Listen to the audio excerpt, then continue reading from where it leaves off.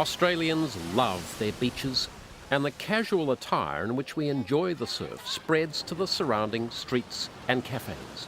However, one can observe an alternative to conventional beach wear. Bathing in one's underwear has arguably become acceptable. It can be a result of forgetfulness, an act of spontaneity, or an expression of freedom. But should we allow this to spread? Where do we draw the line? How far can you wear your underpants from the beach? You went swimming in your underpants. How far will you go from this point? I'm a bit embarrassed about this actually. I came straight from work and didn't bring my bathers, so I'll be getting changed back right here. The shower's my limit, mate. Oh, just to my towel? Yep. Neil Mackenzie is a recreational zoning officer for Waverley Council, which controls several of Sydney's popular beaches. Well, at the moment, we're down here taking some broad stats, looking at frequency, distribution, and movement of the underpant-clad bathers. As complex as the issue is, there are some underpanted bathers, like Max Forbes, who believe that they have licence to wander freely from the water's edge. Well, I don't think it's possible to draw a line and say here's where you can go and here's where you can't. It's the same as for wearing swimmers. It's where you feel comfortable, you know? Some days if it's hot, I might go for a walk up there on the promenade. Pretty relaxed up there actually. I mean, there's people up there wearing a lot less than me. And hell, those Speedos, if they're not undies, what are they? But is there a difference? Of course there is. And I know what Council's doing about it too. Very little. Apart from being head of the Chamber of Commerce, I'm a family man and a strong believer in decent community values. And I speak on behalf of that community when I say this has to be controlled.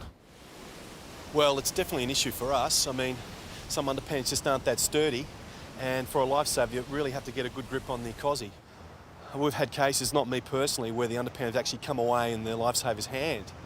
Also, there's the matter of, well, you just don't know where the underpants have been. I think it's definitely time to push the norm a little more. Lately I've been doing a bit of shopping up on the Esplanade. Sometimes I'll stop in for a cappuccino. Can I get a cappuccino? Thanks very much. No one seems to notice. But they definitely don't say anything. I mean, there's some pretty strange-looking people up in those places. It's 11:15 a.m. at the Waverley Council offices, and a busy working day is beginning. To the underpants issue. For 3 months now, Neil Mackenzie and his team have been collecting information, and each day the pressure increases from sections of the community to control underpant bathing. The underpant cut-off zone map. The council's research is receiving unprecedented attention. So, Neil, what have you come up with? Well, really put together the underpant cut-off zone, which is an area where we're going to allow underpant bathing.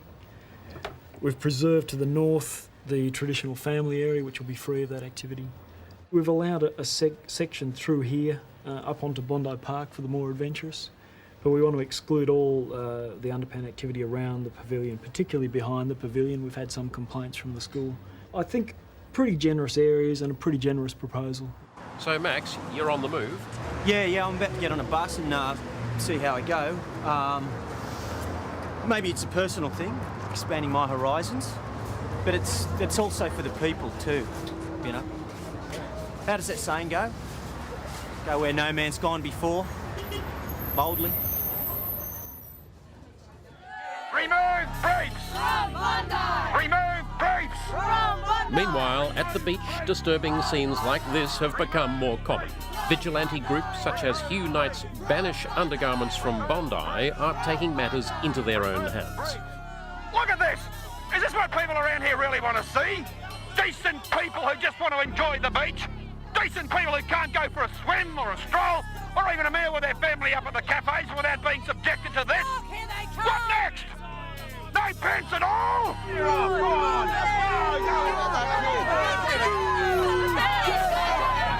Okay, come on, leave it alone. They're doing nothing to you. They're doing nothing. Nothing, absolutely nothing.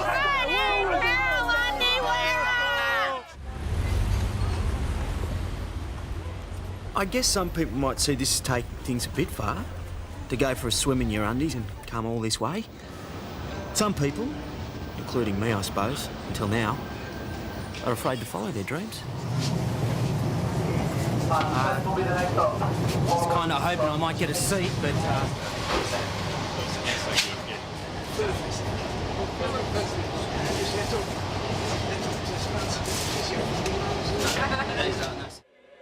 How far can you wear your underpants from the beach? This question is set to divide a community. Authorities clash and families are torn apart, so deep, so strong is the current of emotion. Oh, g'day. What flights you got going to, the middle of Australia? That will be Alice Springs, so? Yeah, Alice Springs. Perhaps there are many answers. Certainly. It remains, at least for the moment, a personal decision limited only by our resolve to remain true to our dreams. Welcome. Thank you. Yeah, I've never been religious or nothing, but this is like those Arab dudes going to Mecca or wherever. You mean a pilgrimage? Yeah. I've been called.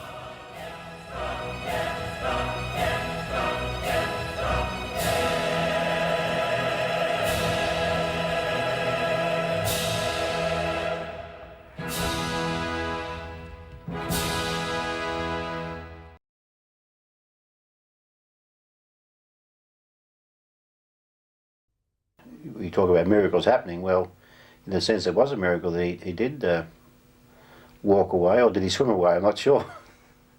Beer sent from God. That's what it sounds like. I just couldn't believe it. It's just beer everywhere. Some people say it was an act of God, but to me, I think it was a downfall of the Murwillumbah Mustangs under 19.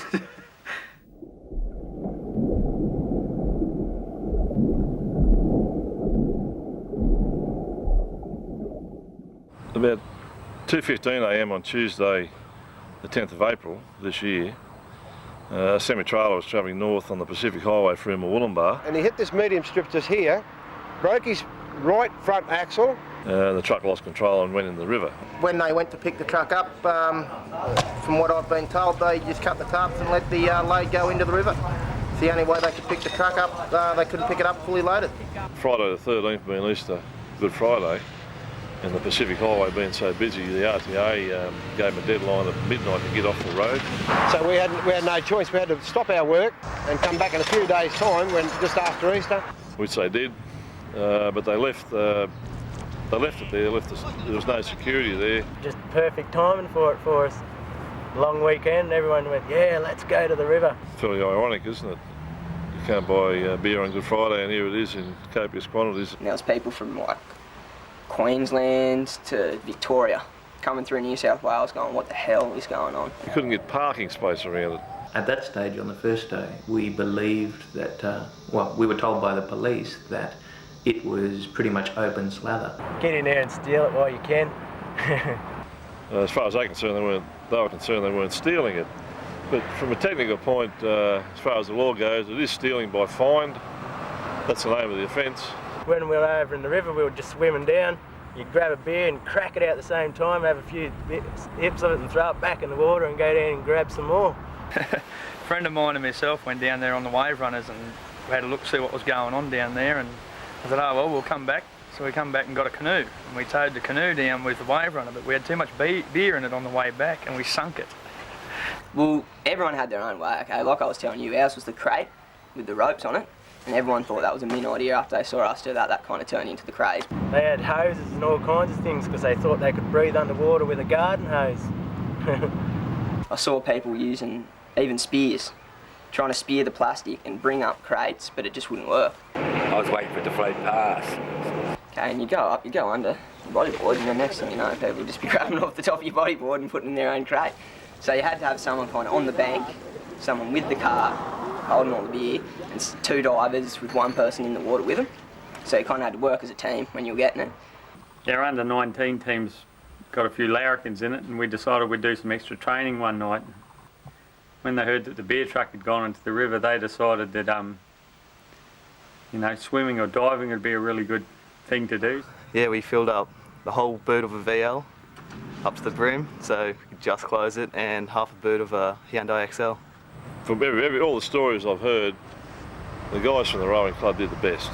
I've got two dreams in life and one's just been fulfilled, you know, like diving for beer in the river. They were determined to get everything in. They did eventually. I noticed one vehicle, when he shut the back door, the tyres were sitting on the mudguard. They say that up at the hospital it was the worst weekend they ever had with like cut feet and hands and what have you. One fella in particular who's quite a talented young footballer, we were counting on him pretty heavily in the semis, but he stood on a bottle down in the mud, a broken bottle, and cut underneath his toe and got a couple of stitches. Yeah, we lost him for the rest of the series, the rest of the semis. If that happened in America, like, it would not be like that. Like, Australians just get in there and do what they have to do, get fun, get in there and down and dirty to get the beer. Like, Americans would have been going, oh, look at the river, there's all glass at the bottom, but like, no one cared. In the next few weeks they were all drinking beers before training, after training, before football, after football, so yeah, it was different. There was one other beer that they had there, they called it MSBs. It was some sort of Irish beer or something like that. And because of the name MSB, everyone decided to call it the Murbah swamp beer. So everyone's going around, yeah, get into that Murbah swamp beer and all this kind of stuff. It was a lot of hard work, but cleaning them all, because they've had all diesel and shit on them. But I got a good wife because I took them home to her and she cleaned every single one of them.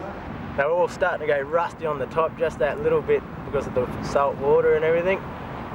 But we didn't care, we just kept drinking them anyway. And then just turned into havoc, just party after party, free beer, no one cared. Everyone was shouting everyone would give someone one of their beers, one of his beers, it didn't matter, it was free, so it was crazy. Crazy town at the time.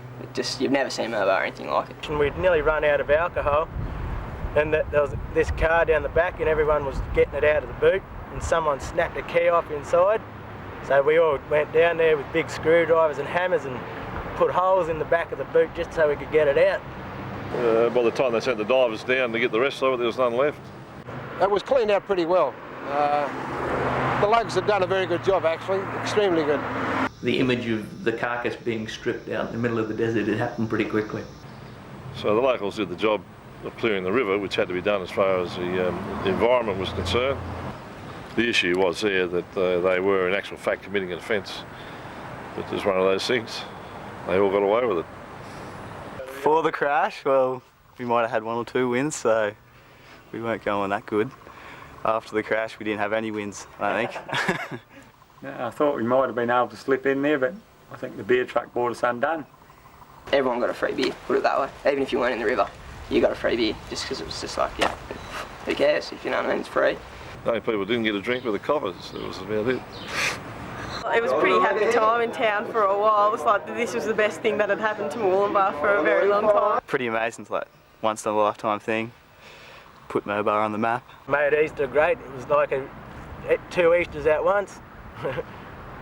Beer and eggs together.